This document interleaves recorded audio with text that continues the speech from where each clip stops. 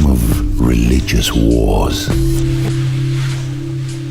It was a time of materialism and intellectual darkness. It was a time of epidemic moral compromise and the end justifying the means. By whatever means. It was a time of the worship of the transitory and the elevation of drunken ignorance over the thirst for truth. Truth was a refugee in flight on a violent night. It was a time of deception and reaction towards the solution of freedom as an intolerable state and a non-commercially viable condition. It was a time of precessions and regressions and a confusion of the moment on the doorstep of irrevocable change. It was a hard time to live in unless you were one of the few who had made existence hard for everyone else. It was a time of images and symbols that were wielded as weapons upon the superficial minds so inclined and submissive in a pornographic sexual exchange that mocked the true surrender of the deeper self to the higher awareness and all things human.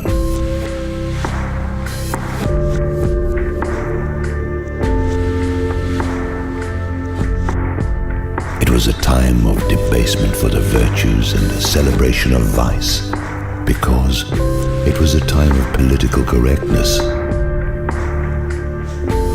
masking the hatred for all that was good and real. We were the people that might have been. You should have gotten in touch with us then.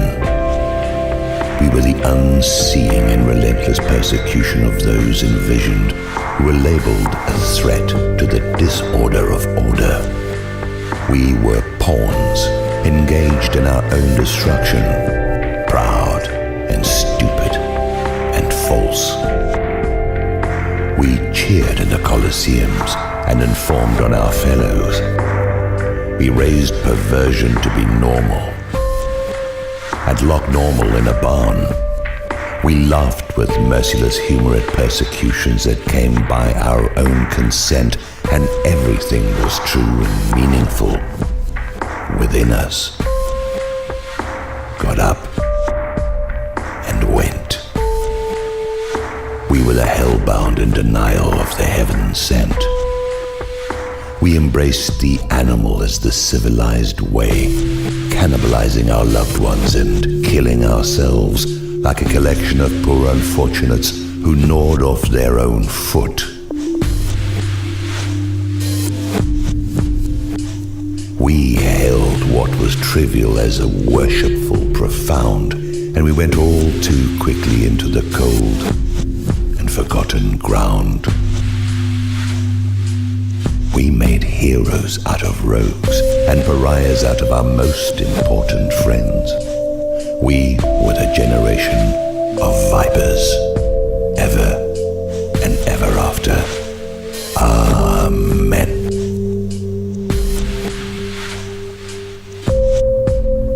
You will not see, or I could show you.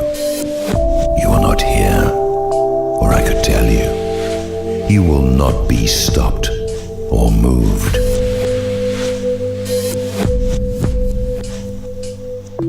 You will see perdition as the holy gates and hear the lies of your corrupted guides as they take you through corridors of the condemned up the 13 steps. We would have served and healed you, but we were cast out from our quarters as your neighbors and friends. Into this time of darkness came a signal event. They call it 911, and they made it into a royal seal, like a lock on a letter for the eyes of the few who composed the lies it contained and who carried out the crime. You could not see the contents, but you had their guarantee that all was well and legal. Keeping moving there is nothing here to see. You vain and fatuous mortals, you shall reap the indifferent wind that was roused by your indifference, and nothing will be the same again. You dance and pray and celebrate the horror and the lies. You pinch your face and become solemn, though you must be uneasy beneath, and your keepers snicker and make jokes at your expense.